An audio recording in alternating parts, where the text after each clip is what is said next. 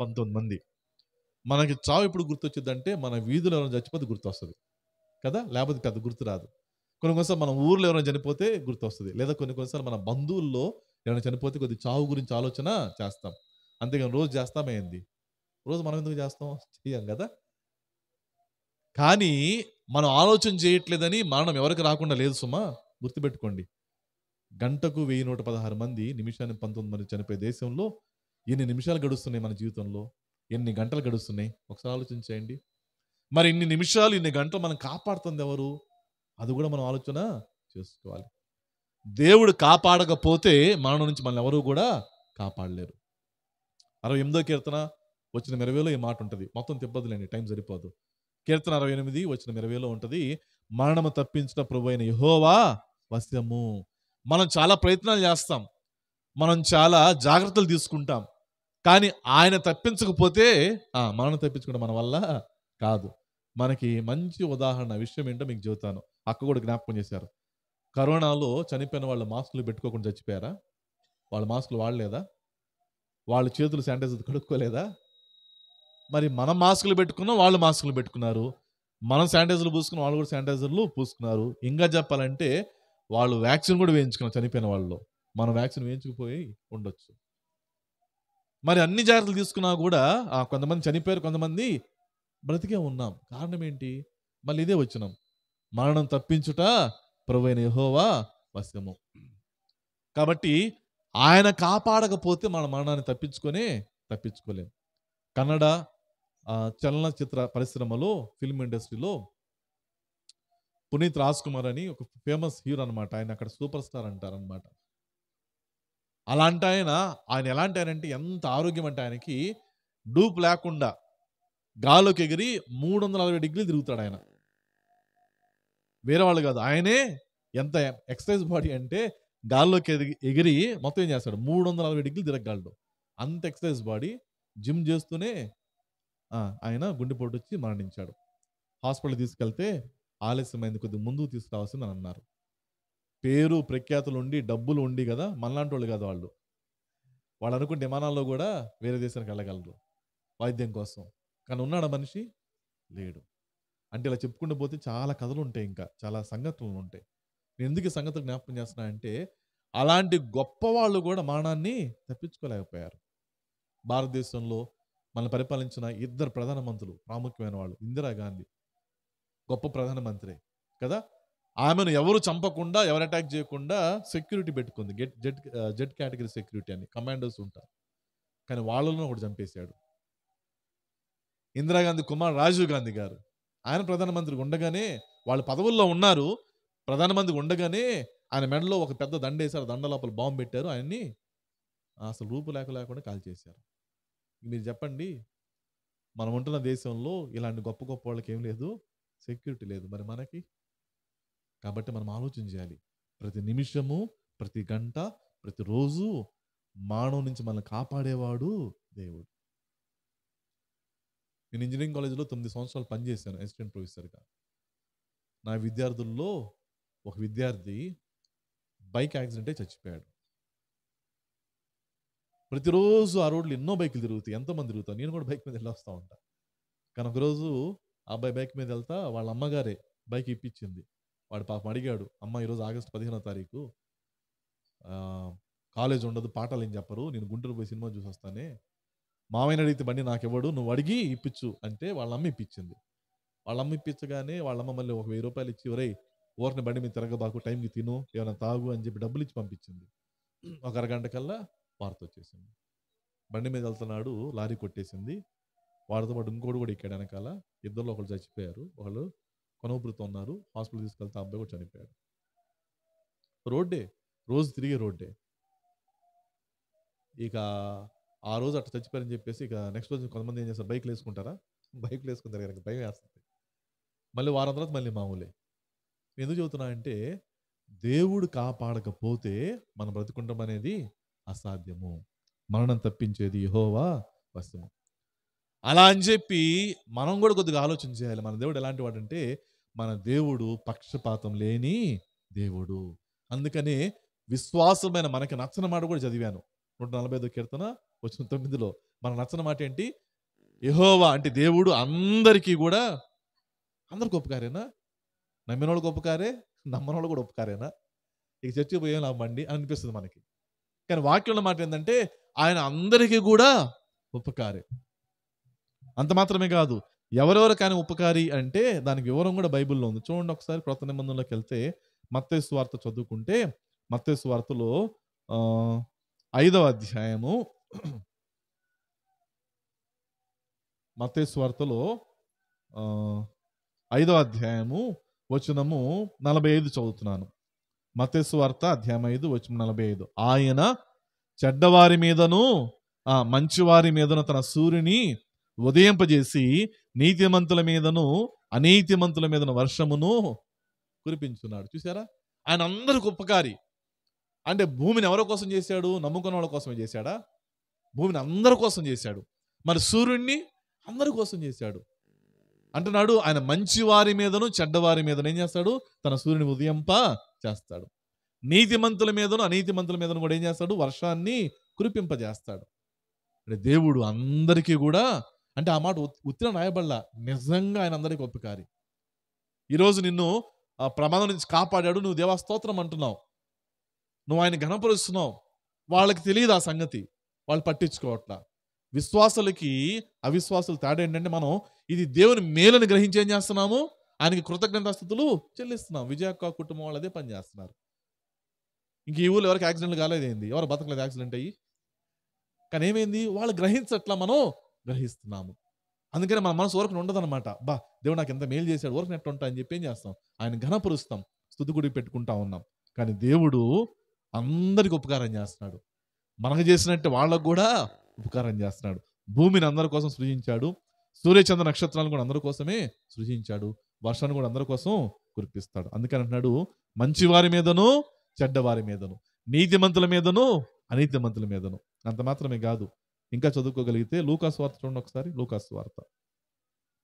లూకాసు వార్త అధ్యాయము 6, లూకాసు వార్త అధ్యాయం 6 వచనం 35లో ఆఖరి లైన్ చదువుతున్నాను.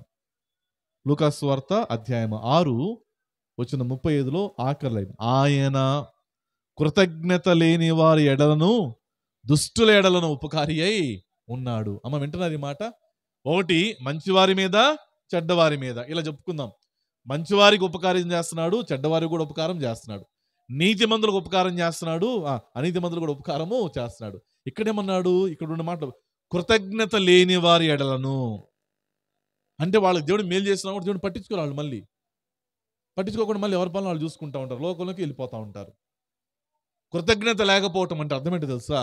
దేవుడు మేలు చేశాడని తెలిసి కూడా ఆయన్ని నిర్లక్ష్యం చేయటం. అలా అయితే దేవుడు ఏం చేస్తున్నాడు? ఇప్పుడు మనం ఉన్నాము, మనం ఉంటే మనం ఏం చేస్తామంటే మన వీధిలోనే డబ్బులు అవసరం అయితే ఒకళ్ళు వచ్చి 10,000 అయితే 10,000 ఇచ్చేసాం. అబ్బాయి నాకు వడ్డీ కూడా వద్దులే, అసలు ఎప్పుడు నీకు కుదిరినప్పుడు ఇచ్చేయాలని చెప్పి ఏం చేసాం? 10,000 ఇచ్చాం. 10,000 ఇచ్చిన తర్వాత మామూలుగా ఏం చేస్తాం? మనం వాళ్ళ ఇంటి మీదకి వెళ్తే పలకరిస్తారు లేదా? పలకరిస్తారు. ఏమైనా మంచులు ఇస్తారు లేదా? అవసరమైన టీవీ కూడా కూర్చోబెట్టేస్తారు. అసలు ఏం పట్టించుకోవట్లా. మనం వెళ్తుంటే మన ఎదురుకు వస్తున్నాడు, కనీసం నమస్తే లేదు, ఏమీ లేదు. ఇక మీరు చెప్పండి, రేపు మళ్ళీ ఇస్తావా? రూపాయన్ని ఇస్తావా? ఎందుకు ఆ కోపం అంటే కృతజ్ఞత లేదే. 10,000 ఇచ్చి కాపాడాను, సహాయం చేశాను, కనీసం వాళ్ళ ఇంటి మీదకి వెళ్తుంటే పలకరించలేదే, నన్ను చూసి కూడా పలకరించలేదే. ఎంత మనకి మనసు బాధేస్తుంది. మనం చెయ్యం, మళ్ళీ చేయటానికి మనసు కూడా రాదు. కానీ దేవుడి గురించి ఏముంది తెలుసా? కృతజ్ఞత లేని వారి ఎడలను దుష్టుల ఎడలను ఆయన ఏమయ్యాడు? ఉన్నాడా? ఉపకారి అయి ఉన్నాడు. అమ్మ వినండి, బైబిల్లో దేవుడు ఎంత గొప్పవాడంటే మంచివారి మీద చెడ్డవారి మీద, నీతిమంతుల మీద అనీతిమంతుల మీద, కృతజ్ఞత లేని వారి ఎడల దుష్టుల ఎడల కూడా ఆయన ఏం చేస్తున్నాడు? ఉపకారమే చేస్తున్నాడు. మనం నమ్మే వాళ్ళకి ఇది కొద్దిగా ఇబ్బంది, కానీ ఇది నిజం. యెహోవా ఇల్లు కట్టించిన ఎడల చెప్పండి, ఎవరు ఇల్లు? విశ్వాసులు ఇల్లేనా? మరి మిగతా వాళ్ళు ఇల్లు ఎవరు కట్టేస్తున్నారు కదా? మనకు తెలుసు కాబట్టి చెప్పుకుంటున్నాం, వాళ్ళకి తెలియదు కాబట్టి పట్టించుకోవట్లేదు. మన దేవుడు ఎంత గొప్పవాడంటే ఆయన అందరికీ ఉపకారి. నువ్వు నమ్మినా నమ్మకపోయినా, నువ్వు ఆయన పూజించినా పూజించకపోయినా, నువ్వు ఆయన పట్టించుకున్నా పట్టించుకోకపోయినా, ఆయన నీకు ఉపకారం చేస్తూనే ఉంటాడు. ఎందుకంటే ఆయన లక్షణమే అది. ఆయన లక్షణమే మేలు చేయటం. కీడు చేయటం దేవుని లక్షణము కానే కాదు. చదువుకుందాం చూడండి, మీకు వాక్యం కూడా చూపిస్తాను. విలాప వాక్యాలు చూడండి ఒకసారి. పాత నిబంధనలో ఇర్మియా గ్రంథం తర్వాత విలాప వాక్యములు అని ఉంటుంది. విలాప వాక్యములు 3వ అధ్యాయము. విలాప వాక్యములు 3వ అధ్యాయము వచనము 31 నుంచి చదువుతాను. విలాప వాక్యాలు అధ్యాయం 3, పాత నిబంధనలో 683 పేజ్. విలాప వాక్యాలు 3వ అధ్యాయము 31 వచనం. ప్రభువు సర్వకాలము విడనాడడు, ఆయన బాధ పెట్టినను తన కృపా సమృద్ధిని బట్టి జాలిపడును. అమ్మ వినండి, 33 వచనం. హృదయపూర్వకముగా ఆయన నరులకంటే నమ్మినోళ్ళు నమ్మనోళ్ళు అందరూ వస్తారు. హృదయపూర్వకంగా ఆయన నరులకు ఏం చేయడంట? విచారమునైనను బాధ అయినను కలుగా. అంటే మన ప్రభు మనస్సు బాధ పెట్టే మనస్సు కాదు, శాడిస్ట్ కాదు. ఆయన చెప్పిన మాట వినకపోతే నిన్ను గిచ్చుతా, గిల్లుతా, నిన్ను పొడుస్తా, శాడిస్ట్ మనసు కదా ఆయనది. ఎవరికి కూడా దాంట్లో ఇంకెవరు అనేది లేదు. ఎవరికి కూడా ఆయన హృదయపూర్వకంగా విచారమైన బాధైనా కలుగా చేయడు. ఏ నరునికి ఆయన హృదయపూర్వకంగా విచారం కానీ బాధ కానీ కలుగా చేయడు. ఎంత ప్రేమ కలిగిన దేవుడు కదా. మనం ఆయన పూజించకపోయినా, మనం ఆయన గుర్తించకపోయినా, మనం ఆయన నమ్మకపోయినా కూడా ఈరోజు బ్రతుకుతున్న ప్రతి మనిషి కూడా బ్రతికి ఉండడానికి కారణం ఎవరు? ఆయనే. ఆయన కాపాడకపోతే మరణం నుంచి తప్పించుకున్న ఎవరికి కూడా వల్ల కాదు. ఆయన మనల్ని కాపాడుతున్నాడు కాబట్టి బ్రతికి ఉన్నాం. ఎంత ప్రేమ కలిగిన వాడు ఆలోచించేయండి. హృదయపూర్వకంగా ఎవరికి కూడా ఏ నరునికి విచారమైన బాధ అయినా ఆయన కలుగా చేయడు.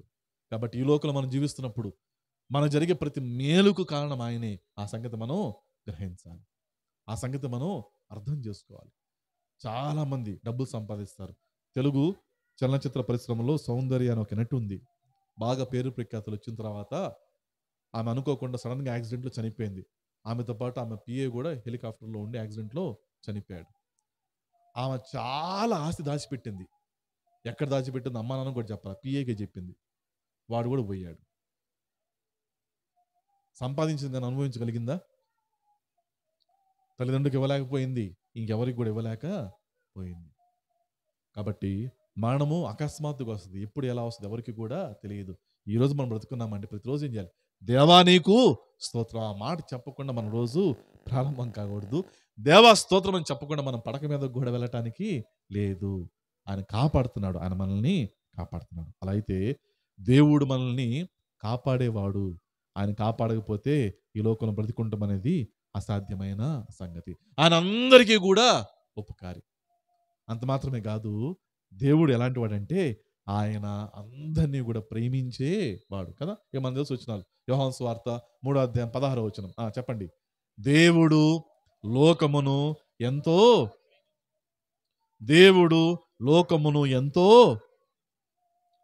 మిమ్మల్ని ప్రశ్న వేస్తా, మీరు నా జవాబులు చెప్పండి. భూమిని దేవుడు ఎవరి కోసం చేశాడు చెప్పాలా? భూమిని దేవుడు ఎవరి కోసం చేశాడు? మీదే గ్రహం? మీది భూగ్రహమేనా? మీ భూమి మీద ఉంటున్నారా? చంద్రుని మీదకి పోయారా? ఇప్పుడు చెప్పాలా? దేవుడు భూమిని ఎవరి కోసం చేశాడు? మన కోసం చేశాడు. ఈ భూమి మీద ఉన్న ప్రతిదీ ఎవరి కోసం చేశాడు? మన కోసం చేశాడు. మరి మనల్ని భూమి కోసం చేశాడా? మనల్ని తన కోసం చేసుకున్నాడు. కాబట్టి ఆయన లోకం అంటే ఆయన చూసేది ఈ కొండలు, ఈ పక్షులు, చెట్లు, పురుగులు, జంతువులు కాదు. ఆయన దృష్టిలో నువ్వే లోకం. నీ కోసం చేశాడు ఇదంతా కూడా. ఆదికాండం చదువుకుంటే మొదటి రోజు నుంచి కదా 6వ రోజు వరకు అన్ని చేసి ఆఖరణ మనిషి కావాల్సిన అన్ని చేసి ఆఖరణ ఏమని చేశాడు? మనిషిని చేశాడు. అంటే ఆ ముందని ఎవరి కోసం చేసినట్టు? మనిషి కోసం చేసినట్టు. కాబట్టి ఇవన్నీ మన కోసం చేశాడు, మనల్ని తన కోసము చేసుకున్నాడు. కాబట్టి ఆయన లోకమని మాట్లాడుతున్నప్పుడు ఈ లోకంలో ఉండే వస్తువులు, విషయాలు కాదు. లోకం అంటే ఏంటి? నువ్వు, నేనే. అయితే దేవుడు ప్రతి మనిషిని ఎంతో ప్రేమించాడు. ఇంక దానిలో ఎలాంటి సందేహం లేదు. మనం పెట్టుకుంటాం మతాలు, కులాలు, అది ఇది, ధనవంతులు, దరిద్రులు మనం పెట్టుకుంటాం. ఈ భేదాలు మనం పెట్టుకునే కానీ దేవునికి అలాంటి భేదాలు లేనే లేవు. అందరిని సృజించిన వాడు ఆయన కాబట్టి ఆయన అందరిని ఏం చేస్తున్నాడు? ఎంతో ప్రేమిస్తున్నాడు. ఈరోజు ఈ 3 మాటలు మీకు అర్థం కావడం 3 ముక్కలు చదువుతా మీకు. ఏం చదువుతా? ముక్కలు ఇష్టమేగా, అట్టంటే బాగా వింటారండి. 3 ముక్కలు చెప్పి వెళ్ళిపోతా నేను. ఆ 3 ముక్కల పేర్లు చెప్పండి. దేవుడు లోకమును ఎంతో, దేవుడు అంటే ఏమని చెప్పాలి? దేవుడు అంటే మనం ఏదో చెప్పటం కాదు, ఆ దేవుడే తను మనకు పరిచయం చేసుకున్నాడు. ఆదికాండం 1వ అధ్యాయం 1వ వచనం, ఆది యందు దేవుడు భూమి ఆకాశములను సృజించెను. కాబట్టి దేవుడు అంటే బైబిల్లో దేవుడు ఎలా పరిచయం చేసుకున్నాడు అంటే, నేను సృష్టికర్తనని పరిచయం చేసుకున్నాడు. ఇప్పుడు మీరు చెప్పాలా, దేవుడు అంటే ఎవరు? సృష్టికర్త. ఏం సృజించాడు? అన్ని, నీతో సహా నాతో సహా అన్ని కూడా సృజించాడు. కలిగి ఉన్నది ఏది ఆయన లేకుండా సర్వమును ఆయన ద్వారా, ఆయన బట్టి, ఆయన యందు సృజింపబడింది. కాబట్టి దేవుడు అనే పదానికి మాట ఏంటంటే సృష్టికర్త. నిన్ను సృజించిన వాడు, నన్ను సృజించిన వాడు, ఈ ప్రపంచంలో ప్రతి మనిషిని కూడా సృజించినవాడు.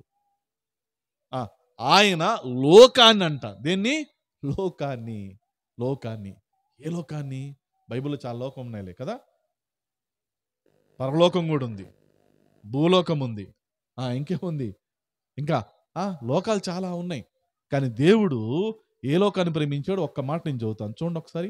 ఆదికాండము 6వ అధ్యాయము. ఆదికాండము 6వ అధ్యాయము వచ్చిన 11 నుంచి చదువుతాను. ఆదికాండము 6వ అధ్యాయం వచ్చిన 11 నుంచి. భూలోకము దేవుని సన్నిధిని చెడిపోయి ఉండెను, భూలోకము బలాత్కారముతో నిండి ఉండెను. దేవుడు భూలోకమును చూచినప్పుడు అది చెడిపోయి, విన్నారా? అబ్బో, ఏ లోకాన్ని ప్రేమించాడు ఈయన? బాగున్న లోకాన్నా? బాగున్న లోకాన్ని కాదు. ఈ మాట పాత నిబంధనలో ఆదికాండంలో రాయబడింది అన్నమాట. దేవుడు భూలోకాన్ని చూసినప్పుడు అది ఎలా ఉంది? చెడిపోయి ఉంది. చెడిపోయిన భూలోకము. ఇక భూలోకం చెడిపోయిందంటే మట్టి, చెట్లు, పొట్టలు ఇగా చెడిపోయింది. భూలోకం చెడిపోయిందంటే అర్థం కూడా వివరించాడు. అక్కడ చూడండి ఏమన్నాడు, వచనం 12 చదువుకుందాం. దేవుడు భూలోకమును చూచినప్పుడు అది చెడిపోయి ఉండెను అంటే అర్థం ఏంటి? భూమి మీద సమస్త శరీరులు తమ మార్గమును చెరిపివేసుకొని. దేవుడు భూలోకాన్ని చూసినప్పుడు చెడిపోయి ఉంది. చెడిపోవటం అంటే పక్షులు, జంతువులు, పురుగులు ఇవి కాదు, సమస్త శరీరులు. ఎవరంట? సమస్త, ప్రతి మనిషి కూడా చెడిపోయా. మన మార్గాన్ని మనం చెరిపి వేసుకొని ఉన్నాం. దేవుడు ఆదికాండంలో చూసి మాట్లాడుతున్నప్పుడు ఏం మాట్లాడంటే, ఈ భూలోకం చెడిపోయి ఉంది. చెడిపోయిందంటే అర్థం ఏంటంటే ప్రతి మనిషి కూడా చెడిపోయి ఉన్నాం. పైకి మనం బాగానే కనిపిస్తాం, సోగ్గా కనిపిస్తాం, పూసుకుంటాం, దువ్వుకుంటాం, వేసుకుంటాం, చల్లుకుంటాం, మొత్తం అన్ని బాగానే చేస్తాం. కానీ లోపల ఎట్టున్నాం? మనం చెడిపోయి, నా మాట కాదు, ఎట్ట చెడిపోయామని తెలుసా? బైబిల్లో ఆ మాట ఇంకా పైన చూడండి. 6వ అధ్యాయంలోనే, ఆదికాండము 6వ అధ్యాయంలోని పైకి వెళ్దాం చూడండి. వచనము 5. నెలలో చెడుతనము భూమి మీద గొప్పదనియు. వినండి. వారి హృదయం యొక్క తలంపుల్లోని ఊహాంతయు ఎల్లప్పుడూ కేవలము. చూసారా ఎట్ట చెడిపోయామో దేవుడు వివరించాడు. నరుల యొక్క చెడుతనం భూమి మీద గొప్పగా ఉంది.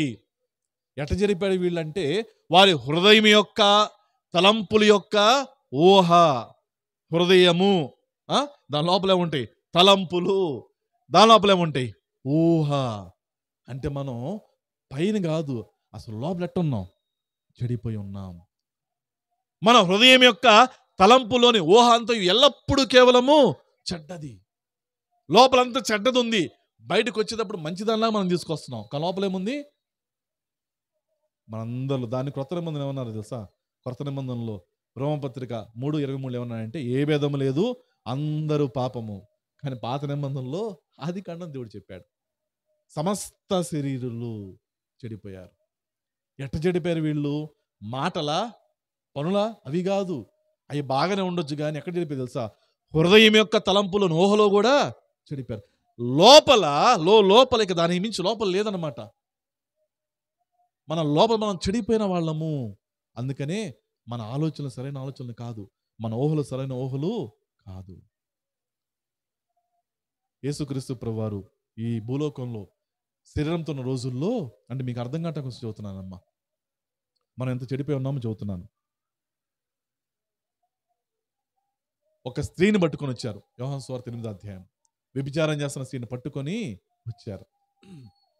వ్యభిచారం చేస్తున్న స్త్రీని పట్టుకొని వచ్చి యేసుక్రీస్తు ప్రభువును ఒకటే ప్రశ్న విసిగిచ్చారు. ఈ స్త్రీని ఏం చేయమంటావు? ధర్మశాస్త్రం ఉన్నట్లుగా శిక్షించమంటావా, లేకపోతే నువ్వు ఇంకేమైనా చెబుతావా అని ఆయన అడగటం మొదలుపెట్టాడు. ఎందుకంటే నేను పందాకలేను బోధిస్తున్నా అంటే ప్రేమించు, క్షమించు, ప్రేమించు, క్షమించు, ఓ చంపకూడదు ఇంకో చంప చూపించు, ఏ బోధ చేస్తున్నాడు. అందుకని వినండి అమ్మ ఈ మాటలు. యేసుక్రీస్తు ప్రభువుని ఏమని అడిగారంటే, ఏం పాపం చేస్తుంటే పట్టుకున్నాము, మన ధర్మశాస్త్రం రాళ్లతో కొట్టి చంపేమని చెబుతుంది, నువ్వేం చెబుతావు అని అడిగారు. వాళ్ళు అనుకున్నారు ఈరోజు దొరికాడు ఈయన, ఏది చెప్పి నేను అయిపోయాడే. రాళ్లతో కొట్టి చంపేమన్నాను అనుకో, మరి నువ్వు రోజు ఏం బోధిస్తున్నావు? ప్రేమించమంటున్నావుగా, క్షమించమంటున్నావుగా, ఇక రేపటి నుంచి నీ బోధ మానే, నోరు మూసుకొని కూర్చో అని చెప్పాలా. ఒకళ్ళు వద్దు క్షమించండి అన్నాడు అనుకోండి ఆయన, అప్పుడు వీళ్ళే ఉంటుంది తెలుసా, ఏయ్ ధర్మశాస్త్రం వ్యతిరేకంగా ఎవరు నువ్వు అని చెప్పి ఏం చేస్తారు, ఆయన మీద రాళ్ళేసి కొడతారు. ఇప్పుడు ఏం చెప్పాలా? వాళ్ళు అనుకుంటారు ఈరోజు దొరికాడు ఈయన అనుకుంటున్నారు. ఆయన పిచ్చోడు ఇది మనకులాగా. అబ్బో అందరి హృదయం ఎరిగి ఉన్నా ఆయన ఏమన్నా తెలుసా, వినండి మాట జాగ్రత్తగా. ఇది ఒరిజినల్ తర్జుమాలో కూడా ఇట్లానే ఉంది. మీలో పాపము లేని వాళ్ళు, చేయని వాళ్ళు కాదు. అర్థమవుతుందా? మీలో పాపము లేని వాళ్ళు మొట్టమొదటి రాయి. పాపం లోపల ఉండటం వేరు, పాపం చేయటం వేరు. ఇప్పుడు నాకు లోపల కోపం ఉంది ఎదురు మనిషి మీద, బట్ ఆయన మీద నేను కోపం చూపించలేను. ఆయన ఎవరో కాదు, లెక్కల టీచర్. నేను అప్పుడు 4వ తరగతి చూపించగలను నా కోపం ఆయన మీదకి. ఓ కొడుతున్నాను నన్ను స్కేల్ తీసుకొని, మళ్ళీ కోపం వచ్చింది. లోపల ఆయన మీద కోపం, ఎంత కోపం ఉందంటే తిరిగి కొట్టాలి ఆయన నన్ను. కోపం తిరిగి కొట్టగలమా? లోపల కోపం ఉంటుంది, చూపించాం. అప్పుడే బడికి బయలుదేరాం. మనకిష్టమైన చుట్టాలు చెట్ట పలకరిస్తాం, కానీ మనకిష్టం లేని చుట్టాలు వచ్చారు. ఇష్టం లేకపోతే వాళ్ళు చుట్టాలేగా. ఇప్పుడు చెప్పండి, లోపల ఏమనుకుంటాం, తగలాడ్డారు ఇప్పుడే అనుకుంటాం, కానీ బయటికి ఏమంటాం, నవ్వుతా సిస్టర్ బాగున్నారా కదా. అంటే లోపల ఏముంది దాన్ని బయటకు చూపిస్తున్నామా? వాక్యంలో యేసయ్య ఏమని చెప్పాడంటే, వాళ్ళందరూ ప్రశ్నిస్తున్నప్పుడు ఆయన అన్న మాట ఇదే అన్నమాట, మీలో పాపం లేని వాళ్ళు, చేయని వాళ్ళు కాదు, మీలో పాపం లేని వాళ్ళు మొట్టమొదటి రాయి వేయండి అంటే, చిన్న పిల్లలు మొదలుకొని పెద్దవాళ్ళ వరకు అందరూ వెళ్ళిపోయారంట. అంటే చిన్నపిల్లలు కూడా అర్థమైపోయింది లోపల ఏముంది, పాపం ఉంది. అమ్మ వినండి, మనం పాపం చేస్తే పాపలం కాదు, మన లోపల ఏముంది, పాపమే ఉంది. మనం చేసినా చేయకపోయినా పాపం. అసలు పాపం అంటే ఏంటో మానవ చరిత్రలో యేసుక్రీస్తు ప్రభువు చెప్పినంత గొప్పగా ఇంకెవరు చెప్పలా. వ్యభిచారం పాపం అందరూ తెలిసిందే, చట్టం కూడా చెప్పింది వ్యభిచారం పాపం అని. కానీ వ్యభిచారం అంటే ఏంటో యేసుక్రీస్తు ప్రభువు చెప్పారు. ఒక స్త్రీని తాకకుండా, ఒక స్త్రీతో పడుకోకుండా, ఏమన్నా తెలుసా, ఒక స్త్రీని మోహపు చూపుతే చూస్తేనే వ్యభిచారం చేసినట్టు. చూసారా? పాపం అంటే ఏంది, చేయటం కాదు, చూడటమే. అందుకని ఆ రోజు యేసుక్రీస్తు ప్రభువు ఏమన్నారంటే, మీలో పాపం లేని వాళ్ళు మొట్టమొదటి రాయి వేయండి. ఏ భేదం లేదు, అందరిలో ఏముంది, పాపమే ఉంది. ఆయన భూలోకాన్ని చూసినప్పుడు భూలోకము చెడిపోయి ఉంది. ఎలా చెడిపోయింది?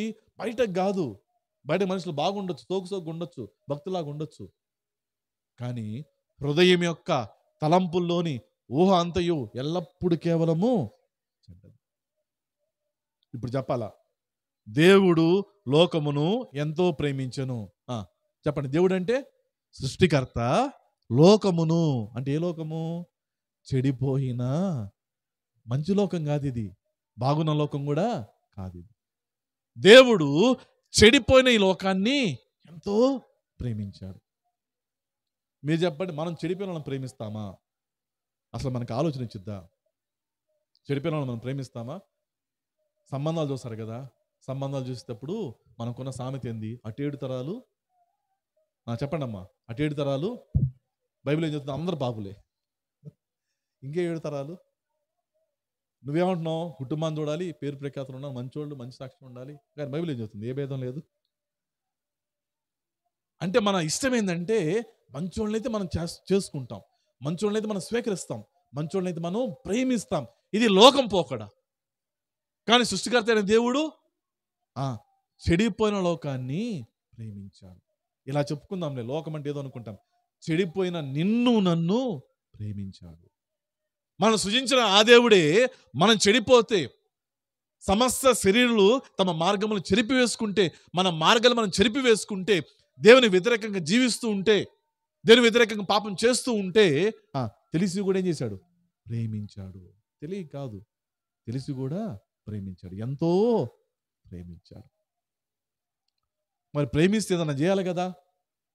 మనం చెడిపోయి ఉంటే మన కోసం ఏదైనా చేయాలి కదా. మరి దేవుడు ప్రేమించాడని ఉందిలే, కానీ ఏమైనా చేశాడా? ఖచ్చితంగా చేశాడు దేవుడు. ఏం చేశాడు? రోమపత్రిక చూడండి ఒకసారి. రోమిలకు రాబడిన పత్రిక 5వ అధ్యాయము.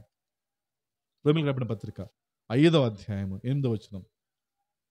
రోమపత్రిక అధ్యాయం 5 వచనము 8. అయితే దేవుడు, వినండి, అయితే దేవుడు మన ఎడల తన ప్రేమను ఏం చేస్తాడు? వెల్లడిపరుస్తున్నాడు. వింటున్నారు ఈ మాటలు? ప్రేమ లోపల దాచిపెట్టేది కాదు. ప్రేమను లోపల పెట్టుకుని అట్లా ఉండలేము. మనకన్న బిడ్డే అట్ట ఆడుకుండా మురికాలు పడబోతుంటే మనం చూస్తూ ఊరుకుంటామా? ఏం చేస్తాం? అమ్మా ఎవరి నుంచి కాపాడిని అంటామా? ఏం చేస్తాం? మనమే పరిగెత్తాం. పక్కింటి వాళ్ళైతే కాపాడే పడిపోతున్నాను అంటాం. కానీ మన బిడ్డ అయితే అటు కేకేస్తాం. కేకేయటం కాదు, మనం పరిగెత్తి లేచెల్లి కాపాడుతాం. ఇప్పుడు పక్కింటి వాళ్ళ బాబుకి నీ బాబుకి తేడా ఏంటి? నా బిడ్డ ప్రేమ. పక్కింటి వాళ్ళ బిడ్డ అన్న ప్రేమ ఉండొచ్చు, కానీ ఇంత ప్రేమ మాత్రం లేదు. కాబట్టి ప్రేమ ఉంటే దాచిపెట్టలేం. నిజమైన ప్రేమ దాచిపెట్టేది కాదు. దేవుడు ప్రేమిస్తున్నాడని నిజంగా ప్రేమిస్తున్నాడు. ఎలా తెలుసు నీకు? ఇదిగో ఇదే సాక్ష్యం. దేవుడు మన ఎడల, చెడిపోయిన నా ఎడల, చెడిపోయిన నీ ఎడల తన ప్రేమను ఏం చేశాడు? వెల్లడి పరిచాడు. ప్రేమను చూపించాడు, ప్రేమను ప్రత్యక్షపరిచాడు, ప్రేమను ప్రదర్శించాడు. ఎలా? మనం ఇంకను పాపలమే ఉండగా క్రీస్తు మన కొరకు చనిపోయాడు. వినండి, దేవుడు ఉన్నాడు అంటానికి సాక్ష్యం సృష్టి. ఈ సృష్టి ఏం చేస్తుందంటే, సృష్టికర్త ఉన్నాడు రా బాబు అని చెబుతుంది మనకి. ఇప్పుడు మీకు అర్థం కావటం కోసం చెబుతున్నాను. ఈ మైకు ఉందే, ఎవరు తయారు చేయకుండా వచ్చింది ఈ మైకు? అట్టొచ్చిద్దా? మీరు కూర్చున్న పట్ట ఎవరు చేయకుండా అట్టొచ్చిద్దా? మరి ఇంత పెద్ద భూమి ఎవరు చేయకుండా అట్టొచ్చిద్దా? చిన్న రాకపోతే, బొడ్డబెడ్డ రాకపోతే పెద్దది వస్తుందా? కాబట్టి ఈ సృష్టి ఏం చేస్తుందంటే, నువ్వు సూర్యుని చూసిన, చంద్రుడు, నక్షత్రాలు, ఆకాశం, భూమి, ఇక దేన్ని చూస్తున్నా కూడా మనకు అర్థం విషయం ఏంటంటే, సృష్టికర్తకు సృష్టే సాక్ష్యం. కానీ ఆ సృష్టికర్త నన్ను ప్రేమిస్తున్నాడు, నిన్ను ప్రేమిస్తున్నాడు సాక్ష్యం ఎవరో తెలుసా? యేసుక్రీస్తు గనక ఈ లోకంలో రాకపోయి ఉంటే దేవుడు నన్ను ప్రేమిస్తున్నాడని సాక్ష్యం లేనే లేదు. ఇక దేవుడు నిన్ను ప్రేమిస్తున్నానయ్యా అని చెప్పి ఎన్ని కబుర్లు చెప్పినా ఊరుకో ప్రభు, ఉత్తిత్తు మాటలు చెబుతాం అని అంటాం ఇంక మనం. కానీ దేవుడు అలా ఊరుకోలా. చెడిపోయిన నన్ను ప్రేమిస్తూ, చెడిపోయిన నిన్ను ప్రేమిస్తూ, మనం ఆయన వ్యతిరేకిస్తున్నా, మనం ఆయనకి అవిధేయంగా జీవిస్తున్నా కూడా మనల్ని ప్రేమించిన వాడు, మన గురించి అన్ని తెలిసిన వాడు, మన హృదయము, మన తలంపులు, ఆ తలంపుల ఊహ కూడా సమస్తం ఎరిగిన వాడు ఎంత ప్రేమించాడంటే ఆ ప్రేమ మన కోసం వెల్లడిపరిచాడు. తన ప్రియకుమారుని లోకానికి మన నిమిత్తమై పంపించాడు. ఎందుకు పంపించాడు యేసుక్రీస్తు ప్రభు వారిని? అది కూడా బైబిల్ రాయబడింది, చదువుకుందాం చూడండి. తిమోతికి రాయబడిన మొదటి పత్రిక 2వ అధ్యాయము 6వ వచనం. మొదటి తిమోతి పత్రిక అధ్యాయం 2 వచనం 6. ఈయన అంటే యేసుక్రీస్తు ప్రభువారు, ఈయన అందరి కొరకు విమోచన క్రయధనముగా తన్ను తాను సమర్పించుకున్నాం. వింటున్నారా? దేవుడు నాయడల నీళ్ళ తన ప్రేమను వెల్లడిపరిచాడు. యేసుక్రీస్తుని ఈ లోకాన్ని పంపించాడు.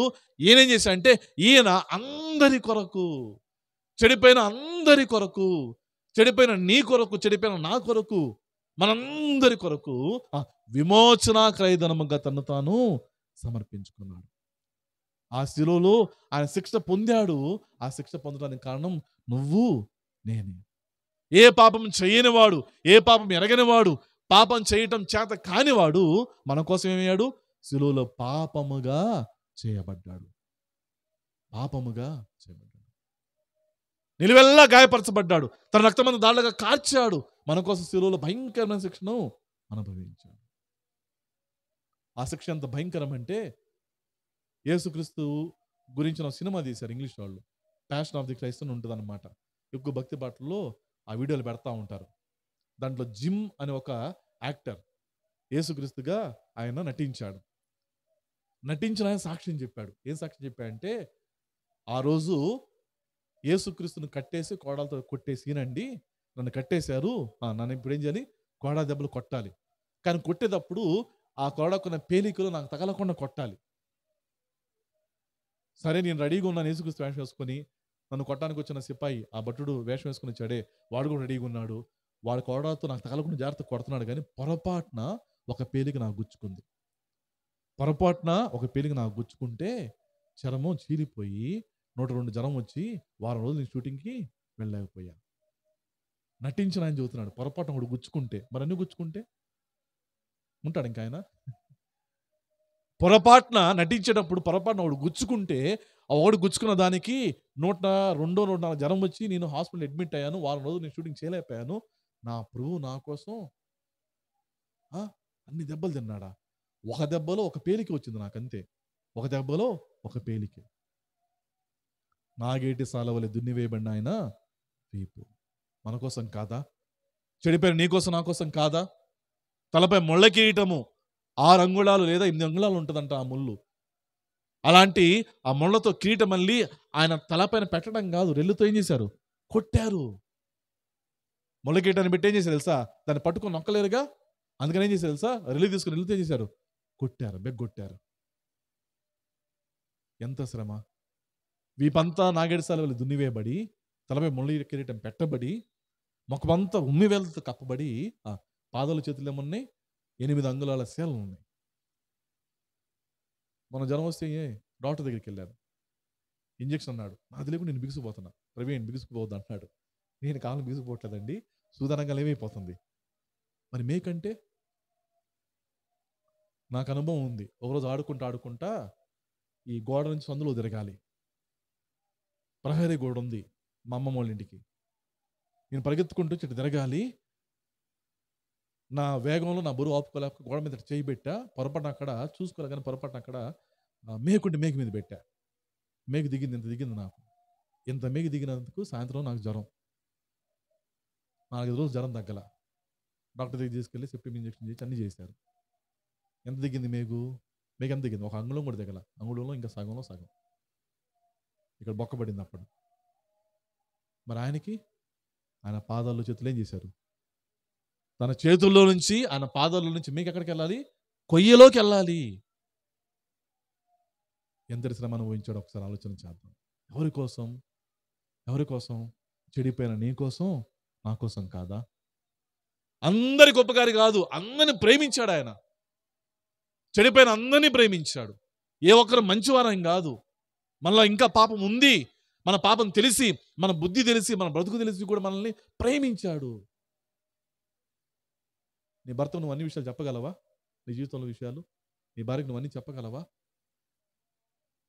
మనమంతా మంచితనం అనే ముసుగు వేసుకొని బతుకుతున్నాం. ఎందుకంటే మనలో ఉన్న చెడు చూపిస్తే మనల్ని ప్రేమించేవాళ్ళు కూడా ప్రేమించడిక. అందుకని చెడులో ఉంటే దాన్ని కప్పేసుకొని మంచివాళ్ళలాగా మనం బయటికి చూపిస్తున్నాం. కానీ మన గురించి అన్ని తెలిసిన వాడు. నా జీవితంలో ఒక ప్రశ్న మిగిలిపోయింది. అప్పటికి ఇంకా యేసుక్రీస్తు ప్రభువుని నమ్ముకోలా. మా నాన్నగారు సంఘ పెద్దగా ఉండేవాళ్ళు, సంఘ పరిచారకులు ఉండేవాళ్ళు. చాలా భక్తిగా నిష్ఠగా ఉండేవాళ్ళు. అదే భక్తితో నిష్ఠతో మమ్మల్ని కూడా పెంచాడు. పైకి ఆయన కోసం భక్తిగా నటిస్తున్నాం, కానీ నిజానికి వాళ్ళ భక్తి లేనే లేదు. మా నాన్నగారు పోలీస్ డిపార్ట్మెంట్లో ఉంటే ఆయన జేబుల్లో, ఆయన హెడ్ కానిస్టేబుల్ ఉన్నప్పుడు ఆయన జేబులో డబ్బులు కొట్టేసేవాడిని. ఆయన జేబులో రోజు డబ్బులు కొట్టేసేవాడిని. దొంగతనం చేశా. ఇంకొన్ని పాపాలు బయటకు నేను చెప్పుకోలేనండి. యవనస్తులు ఉన్నారు, బాగుండదు. నేను ఎంత పాపినో మా నాన్న తెలియదు, మా అమ్మ తెలియదు. నేను ఎంత పాపినో మా క్వార్టర్స్లో ఉన్న పొరుగోళ్ళకు కూడా తెలియదు. ఎందుకంటే క్వార్టర్స్లో నేను ఏ తప్పు లేను, చేస్తే మా నాన్న తెలిసిపోయింది. కానీ స్కూల్కి వెళ్తే ఏమంటారు తెలుసా? ప్రవీణ్ పెద్ద ముదురురా అంటారు. నా క్లాస్మేట్స్ ఎక్కువ మంది మార్వాడీలు. గుంటూరులో బ్రాడిపేటలో ఉంటారు చూడండి, బంగారం వ్యాపారం చేసేవాళ్ళు. వాళ్ళకి తెలుగులో బూతులు నేర్పించి మార్వాడి భాషలో బూతులు నేర్చుకునేవాడిని. నేను పరీక్ష రాసేటప్పుడు నాతో పాటు 4 పేపర్లు రాసేవాడిని. నాకు 5-6 రైటింగ్లు వచ్చు, మొత్తం రాసి పడేసేవాడిని. ఇట్టా నేను చెప్పకూడదులే కానీ చాలా సంగతులు. ఎంత సంగతులు అంటే ఇంకో పాపం ఉంది, అది భయంకరమైన పాపం. ఎంత పాపం అంటే అది చేస్తూ చేస్తూ సంతోషపడ్డాను, సుఖపడ్డా. కానీ 10th క్లాస్ అయిపోయిన తర్వాత నా మీద నాకే అసహ్యం పుట్టుకొచ్చింది. ఇక ఆ పాపం నాకు, దేవుడికి తప్ప ఇంకెవ్వరికి తెలియదు. నా స్నేహితులు కూడా తెలియదు. తెలిస్తే నన్ను వాళ్ళ ఇళ్ళకు కూడా రానివ్వరు. వాళ్ళకి తెలియదు ఆ సంగతి. ఎంత పాపం చేశానంటే నా మీద నాకు అసహ్యం పుట్టుకురావటం స్టార్ట్ అయింది. నన్ను నేనే ప్రేమించుకోలేకపోతున్నా. అప్పుడు నా జీవితంలో ఒక ప్రశ్న మొదలైంది. ఒరే, మా అమ్మ గాని, మా నాన్న గాని, క్వార్టర్స్‌లో అందరూ గాని, నా స్నేహితులు గాని, నేను కొద్దో గొప్ప మంచోడిని అనుకున్నా కదా, నన్ను ప్రేమిస్తుంది, నన్ను అభిమానిస్తుంది. కానీ నాలో ఉన్న ఈ పాపం గురించి చెప్పేసాననుకో, ఎవరైనా నన్ను ఇంట్లోకి రానిస్తారంటే ఎవరు రానివ్వరు. మా నాన్న చెబితే మా నాన్న వెంటనే ఇంట్లో నుంచి బయటికి గెంటేస్తాడు. నాకు తెలుసు ఆ సంగతి. నా పాపం ఎవరికి కూడా చెప్పుకోలేను. ఇక నాలో ఆ గిల్టీనెస్ స్టార్ట్ అయింది. అపరాధ భావం మొదలైపోయింది. నేను చెడ్డోడిని. ఇది ఈ ఈ ఈ చెడుతనం, ఈ పాపం ఎవరికి చెప్పుకోలేను కూడా. ఎవరికైనా చెప్పుకుంటే నన్ను ఇంక ప్రేమించరు వాళ్ళు. ఎవరికైనా చెప్పుకుంటే వాళ్ళు అందరూ చెప్పేస్తారు. భయం మొదలైంది. అభద్రత భావం మొదలైపోయింది. ఎవరితో కలవకుండా, ఎవరితో మాట్లాడకుండా ఒంటరిగా ఉండటం మొదలుపెట్టాను నేను. నాకు ఇంకెవరి దగ్గరికి వెళ్తుంటే, పాపం వీళ్ళకి ఏం తెలియదు నా గురించి, నన్ను మంచోడు అనుకుంటున్నారు వీళ్ళు, నేను చెడ్డోడిని వీళ్ళకి తెలియదు అని చెప్పి నాకు వాళ్ళతో ఉండబుద్ధి కావట్లా.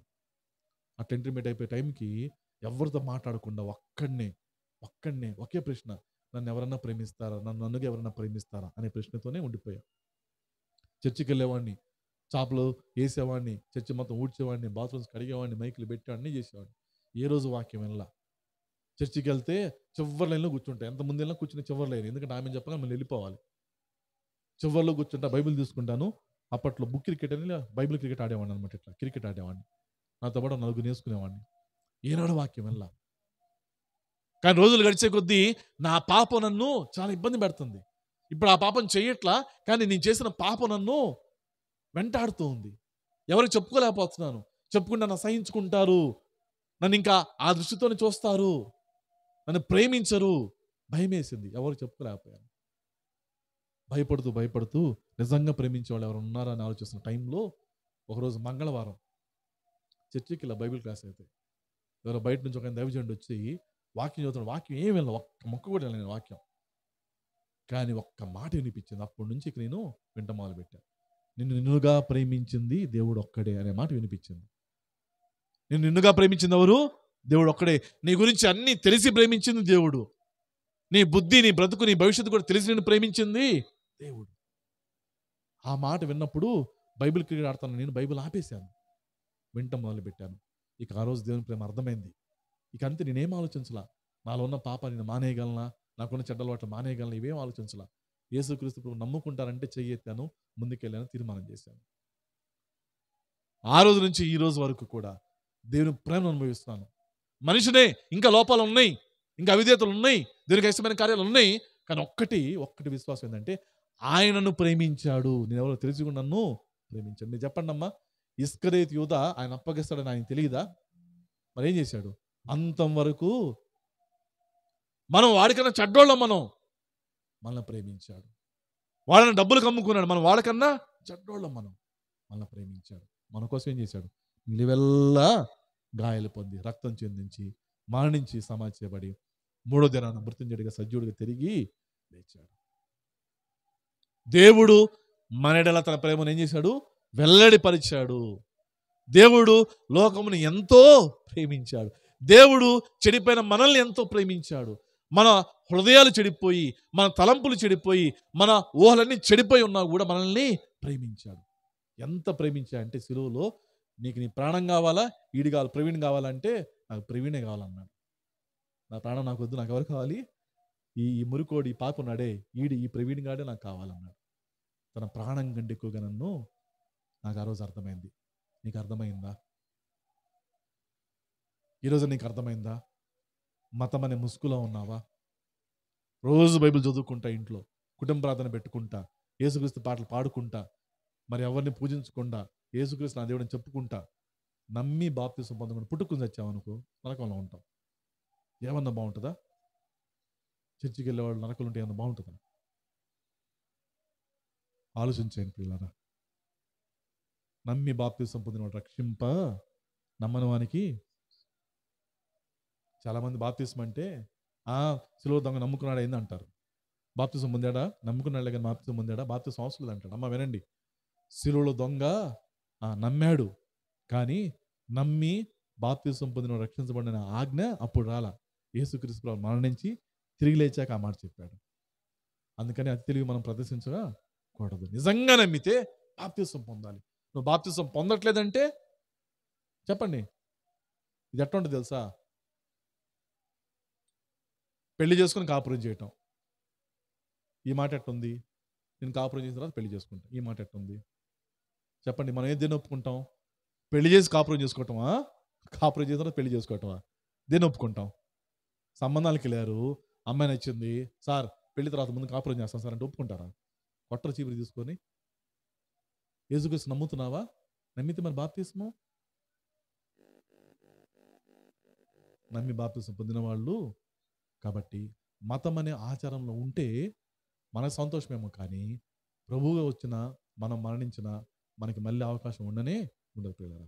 కాబట్టి మరణం నుంచి మనల్ని కాపాడుతున్నాడు దేవుడు, మనకి ఇంకా ఆయుష్ను ఆరోగ్యాన్ని ఇస్తున్నాడు దేవుడు. ఆయన కృతజ్ఞతలుగా మనం జీవించాలి. ఒకవేళ ఇంకా యేసుక్రీస్తు ప్రభు నమ్మకుండా బాప్తిసం పొందకుండా ఉంటే ప్రేమైన వాళ్ళరా, ఈ రాత్రిని ఆలోచించేయండి. నిన్ను సృష్టించిన ఆ దేవుడు నిన్ను ఎంతో ప్రేమిస్తున్నాడు. ఎంత ప్రేమిస్తున్నాడు అంటే తన ప్రాణం కంటే ఎక్కువగా ప్రేమిస్తున్నాడు. అపోస్తుల కార్యాలు 20వ అధ్యాయం ఉంటుంది కదా, తన స్వరక్తం ఇచ్చి సంపాదించిన సంఘము. స్వరక్తం ఇచ్చాడు దేవుడు, తన స్వరక్తం ఇచ్చాడు. రక్తం అంటే ప్రాణం. తన ప్రాణం కంటే ఎక్కువగా మనల్ని ప్రేమించాడు. అలాంటి ప్రేమ ఇంకెక్కడా కూడా దొరకదు. నీ కోసం మరణించిన ప్రేమ, నీ బ్రతుకు తెలిసి, నీ బుద్ధి తెలిసి, నీ భవిష్యత్తు తెలిసి కూడా, నీ అవిధేయత తెలిసి కూడా, నీ ప్రతి పాపం తెలిసి కూడా నిన్ను తన ప్రాణం కంటే ఎక్కువగా ప్రేమించిన ప్రేమ. ఆ ప్రేమ మించిన ప్రేమ ఈ భూలోకంలో ఎక్కడా కూడా. నీకు దేవుని ప్రేమ అర్థం కాలేదంటే, అమ్మ వినండి మాటలు, నీకు అమ్మ ప్రేమ అర్థం కాదు, నాన్న ప్రేమ అర్థం కాదు, అంత అబద్ధం అది. నువ్వు ఎమోషనల్లే అంతే, భావోద్రేకానికి గురవుతున్నావు తప్ప నీకు నిజంగా ప్రేమ అర్థం కాల. అసలు దేవుని ప్రేమ అర్థం కాలేదు, నీకు ఎవరి ప్రేమ అర్థమైంది? నీకు తల్లి ప్రేమ, తండ్రి ప్రేమ ఎలాంటిది కూడా చెప్పి నేను ముగిస్తాను. ఒక్కటి ఉదాహరణ చెప్పి నేను ముగిస్తాను. కొన్ని సంవత్సరాల క్రితం ముంబైలోకి టెర్రరిస్టులు వచ్చి ఎంతోమంది అమాయకుల్ని అసలు తుపాకీలతో పచ్చి పచ్చి కాల్చి చంపేశారు. 12 మంది వస్తే మన సైనికులు కూడా దాడి చేశారు. ఎదురు దాడి చేసి 11 మందిని చంపారు, ఒకరిని పట్టుకున్నారు.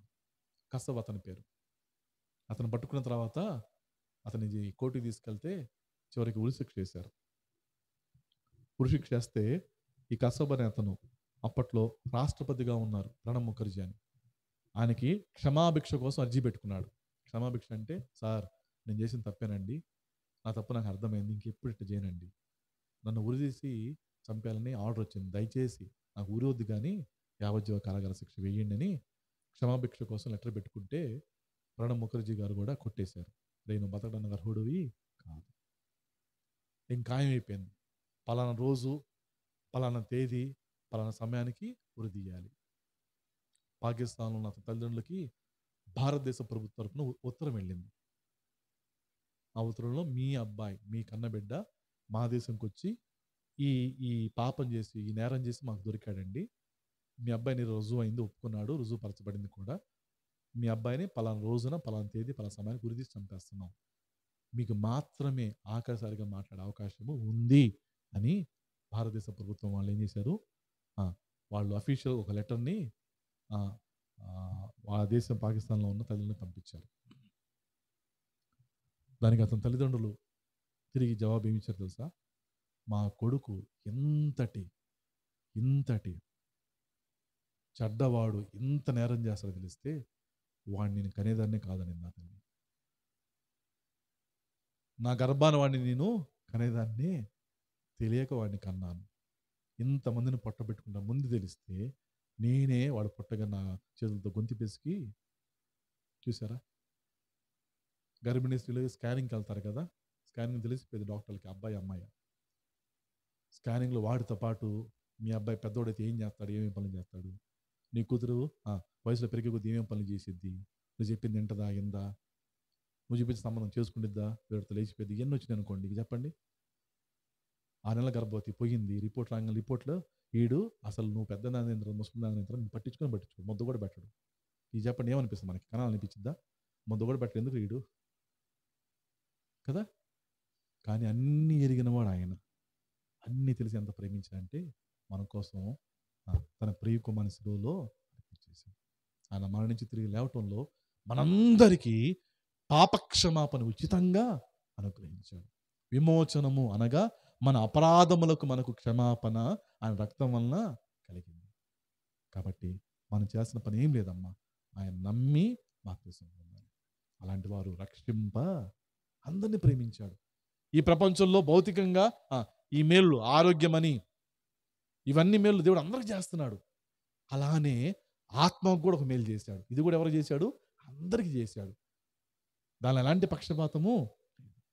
నువ్వు విన్నావు, నమ్ముతావా, పాప క్షమాపణ నీకు సొంతమైంది. విన్నావు కానీ నమ్మట్లా, ఏమైపోయింది? పాప క్షమాపణ నీకు చెందుతుంది. ఇంత ప్రేమించిన దేవుని కాదని కదా అన్నాడు. అందుకని ఇంత గొప్ప రక్షణను నిర్లక్ష్యం చేస్తే మీకు అన్నీ తెలుసు, ఇంకా మీకేం చదువుతా నేను? తెలుసులే, తీసుకున్నావు మరి, నమ్మి బాప్తిసం తీసుకున్నావా? వచ్చిపోవటమేనా? పిల్లలు కూడా లేచి చెబుతారు కంటతో వాక్యాలు, యెహోవా నా కాపరి నాకు ఏం కలుగుతూ చెబుతారు కంటతో వాక్యాలు. కానీ నమ్మి బాప్తిసం పొందామా? ప్రేమ కలిగిన దేవుడు ఇంకా నీకు అవకాశం ఇస్తూ ఉన్నాడు, ఇంకా నీ ఆయుష్ను పొడిగిస్తున్నాడు. ఇంకెంతకాలం ఆలస్యం చేస్తావు? చాలామంది ఉంటారు తల్లిదండ్రులు, పిల్లల్ని ఆపుతారు. పిల్లలు వస్తారు, టీనేజ్ పిల్లలు, అన్నా మేము ప్రభుని నమ్ముకుంటాం, బాగా తీసుకుంటాం. ఆగ్రహం నీకేంది లేదు, పద్దాలు టీవీ చూస్తాను, కూర్చో నువ్వు అంటే వాళ్ళమ్మ. అర్థమైనప్పుడు మాట్లాడాలి, ప్రోత్సహించాలి. ఒక ఆత్మ ముందుకు వస్తున్నప్పుడు మనం ఆటంక. నేనున్న సంఘంలో ఒక తమ్ముడు తనకే తాను వచ్చి పేరిచ్చాడు బాప్తిసానికి. ఇంటికి పోయిన తర్వాత వాళ్ళ అమ్మ నాన్నమ్మ మొత్తం క్లాస్ బీకారంట. నువ్వు ఇంకా మారాలిరా, నువ్వు ఇంకా మారాలి. ఏంది మారేది? మార్చేది ఎవరు? ఆయన నమ్ముకుంటే కదా మారేది. అట్టగా నువ్వు మారాలిరా అన్నారంట. వాడు ఈరోజు వరకు బాప్తిసం లేదు. ఇప్పుడు అడుగుతున్నాను మళ్ళీ నన్ను, అయ్యా మా వాడికి కొద్దిగా మాట్లాడయ్యా, వాడు బాప్తిసం తీసుకోకుండా అట్లా తిరుగుతున్నాడు అయ్యా, మాట్లాడయ్యా. ప్రభువు ప్రేరేపించినప్పుడు, బిడ్డల ముందుకు వచ్చినప్పుడు ప్రోత్సహించండి. వాళ్ళని ఆపడం సమంజసం. ఈ అయితే ఏం తెలియదంట, మళ్ళీ బైక్లు ఇస్తారు, ఫోన్లు ఇస్తారు, ఇవన్నీ ఇస్తారు, మళ్ళీ అవన్నీ మాత్రం ఆపరు పిల్లల దగ్గర. కాబట్టి ఆలోచన చేయండి. దేవుడు మనల్ని తన ప్రేమను వెలువరిచాడు. విజయక విషయంలో ఈ లోకం నుంచి మరణం నుంచి తప్పించాడేమో, మనందరినీ ఆయన దేని నుంచి తప్పించాలనుకుంటున్నాడు? నిత్యం మనం రుణమానం ఉందే, దాని నుంచి తప్పించడానికి అంతా చేశాడు, సిద్ధం పెట్టాడు. మనం నమ్ముకుంటే చాలు, మనం ఒప్పుకుంటే చాలు, మనకి రుణమానం లేకుండా నిత్య జీవాన్ని ఇస్తాడు. కాబట్టి అలాంటి మంచి తీర్మానము, మంచి మరి ఆలోచన నిర్ణయంతో మీరు ముందుకు వెళ్ళాలని ప్రేమతో మనం చేస్తూ ఈ కొద్ది మాటలు ముగిస్తున్నాను. తల్ల ఉంచుకోండి, కళ్ళు మూసుకోండి, చిన్న మాట ప్రార్థన చేస్తాను. తల్ల ఉంచుకోండి, కళ్ళు మూసుకోండి, చిన్న మాట ప్రార్థన చేస్తాను. ఇంతవరకు దేవుని వాక్యం మీరు విన్నారు. తమ్ముడు, చెల్లి, అన్న, అక్క, దయచేసి ఒక్క నిమిషం ఆగండి. మీరు స్థలంలో కూర్చొని ఆలోచన చేయండి. మీరు నిజంగా ప్రభుని నమ్మి బాప్తిసం పొందారా? ఒకవేళ అలా చేయకపోతే రాత్రైనా దేవుడు మీ ఎడల తాను వెల్లడిపరిచిన ప్రేమ గురించి మీతో మాట్లాడుకుంటే రాత్రైనా మీరు నిర్ణయం తీసుకోనండి. నువ్వేంటో సంపూర్ణంగా తెలిసి, నీ హృదయము తలంపులు, నీ ఊహ కూడా మొత్తం తెలిసి, నీ బుద్ధి, బ్రతుకు, భవిష్యత్తు కూడా అన్నీ తెలిసి, నిన్ను ప్రేమించి నీ పాపాల కొరకు పాపముగా చేయబడి రక్తమంతా కార్చి మన నుంచి తిరిగి లేచాడు. మన దగ్గర నుంచి ఆయన ఏం కోరుకోవట్లేదు. నమ్మి బాప్తిసం పొందితే రక్షణ అంటున్నాడు. ఇంకా మీరు నమ్మి బాప్తిసం పొందుకుంటున్నారా? ఈ రాత్రన్న ఆలోచించండి. యేసు ప్రభుని నోటితో ఒప్పుకొని దేవుడు మృతుల్లో నుండి ఆయన లేపినని హృదయాన్ని విశ్వసించి నీవు రక్షింపబడదు అనండి. కాబట్టి ఈ రాత్రన్న ఆయన ప్రభువుగా స్వీకరించండి, నమ్మండి, సంఘంలో చెప్పి బాప్తిసం పొందండి. ఇంతవరకు నువ్వు ఇంకా యేసుక్రీస్తు నమ్ముకోకపోతే ఈ రాత్రన్న మంచి సమయాన్ని దేవుడు నీకు ఇస్తున్నాడు, అనుకూలమైన సమయాన్ని ఇస్తున్నాడు. ఈ రాత్రన్న ప్రభువుని మీ హృదయాలకు ఆహ్వానించండి. మీరు ఎక్కడున్నారు అక్కడ ఒక్క చిన్న మాట ప్రార్థన చేయండి. ఇది ప్రతిరోజు చేసే ప్రార్థన కాదు, జీవితంలో ఒక్కసారి చేసే ప్రార్థన. నేను పాపిని ప్రభువా, నాకు అర్థమైంది. నా పాపాల కొరకు నీ ప్రియకుమారుడిలో కనుకొచ్చాడు, నా పాపాల కొరకు మరణించాడు, సమాధి చేయబడి తిరిగి లేచాడు, నా పాపాలను క్షమించడానికి తన రక్తాన్ని చిందించాడు. నిన్ను నమ్ముతున్నాను, ఆయన ప్రభువుగా రక్షకుడిగా అంగీకరిస్తున్నాను. నా హృదయంలోకి రండి, నన్ను నీ బిడ్డగా స్వీకరించండి, నీ బిడ్డగా జీవించడానికి నాకు ఆత్మసహాయం అనుగ్రహించండి అని ఒక చిన్న మాట ప్రార్థన చేస్తే, పశ్చాత్తాపంతో ప్రార్థన చేస్తే ప్రభు నీ ప్రార్థన ఆలకించి పాపక్షమాపణ ఉచితంగా నీకు అనుగ్రహిస్తాడు. నేను మీకోసం ఒక నిమిషం మౌనంగా ఉంటాను. ఇంతవరకు ఈ ప్రార్థన ఎవరైనా చేయకపోతే ఈ రాత్రైనా మీరు చేయండి. మతముగా, ఆచారంగా ఉండొద్దు ఈ విషయంలో. ప్రభు ప్రేమను ఎరిగి ఆయన ప్రేమకు ప్రతిస్పందించవలసిందిగా ప్రేమతో మనం చేస్తున్నాం.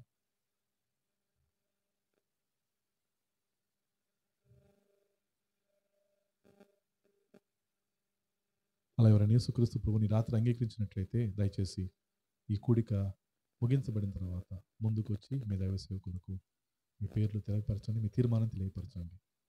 ప్రార్థన చేసుకుందాం. తండ్రి మీకు స్తోత్రాలు. పరమేశ్వరన విజయ అక్క వారి కుటుంబంలో మీరు అనేకమైన మేలు చేస్తున్నారు తండ్రి, మీకు స్తోత్రాలు. నువ్వు మేలు చేయకుండా ఉండే దేవుడు కాదు నాయన, అందరిని బట్టి మీకు స్తోత్రాలు.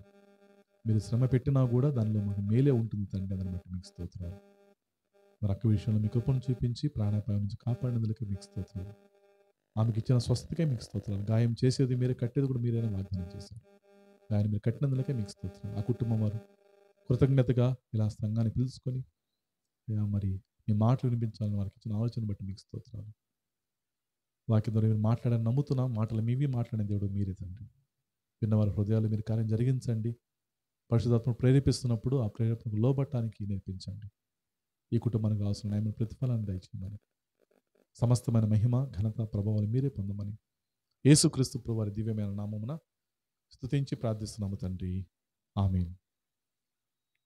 Thank you.